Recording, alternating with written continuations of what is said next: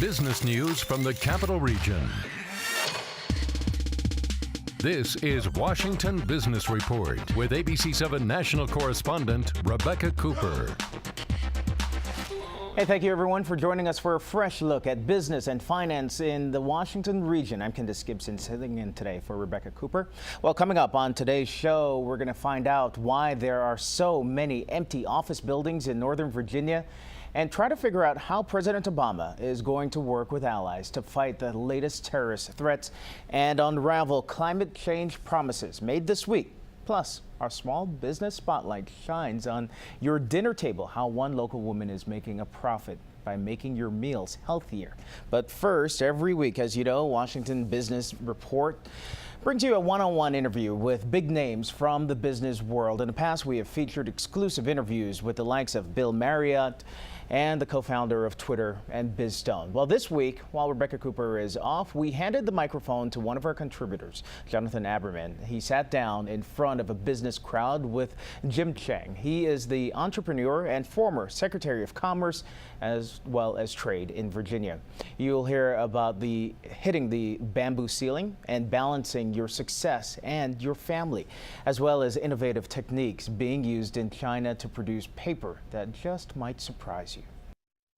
I know a lot of people that said, look, I couldn't get my, I couldn't get a raise, I couldn't get my promotion. They hit the glass ceiling, the bamboo ceiling, the whatever ceiling, and they said, I get a good idea, I know of an opportunity, let's go and do it.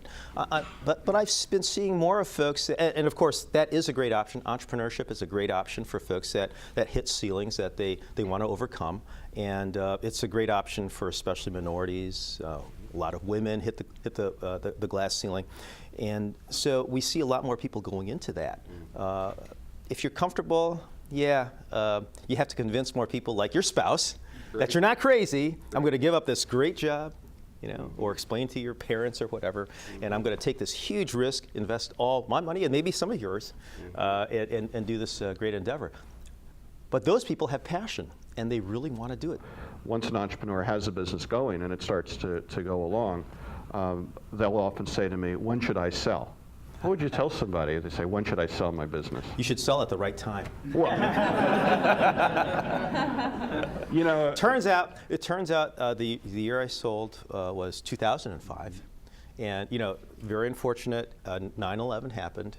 And, but for government contractors, and tragedy still on our minds, and it's very deep tragedy. But for government contractors, we experienced sort of a renaissance in our valuations of our companies back then. And so, you can't always sell at the peak of value, but we came very close. And so it was the right time. And the larger companies, their valuations went up because people saw, hey, defense spending, government spending, wow, there's some money there. I said this to my wife a long time ago, and she says it back to me now that I'm exploring what I'm doing. It's you don't identify yourself by what you do. You should be yourself, right? You shouldn't be your company. You shouldn't be so engrossed in your company that you can't think of your family, can't think of your spouse, can't think of your other loved ones or your community. You can't be just so targeted just for business and making money. You should think of other things. So you spend a lot of time now working on international transactions in your new life, and you spend time overseas. How do you compare emerging economies like China to the United States? Are there lessons we should be learning from the Chinese now that maybe aren't generally appreciated by the American business culture?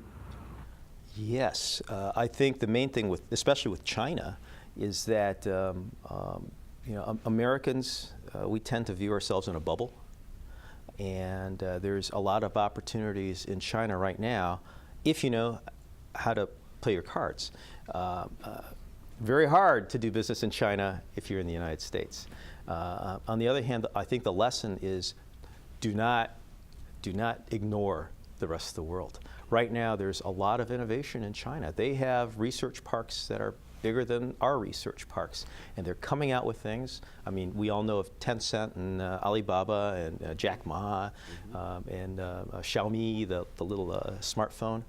They're coming up with their own innovation, And we can't be blind to that. I mean, I don't think you need to fear them in terms of fear, but I think, and Americans will. The folks that I've seen, go on both sides. Nothing to fear. Oh, we are deathly afraid. I think there's somewhere in the middle. We have to learn.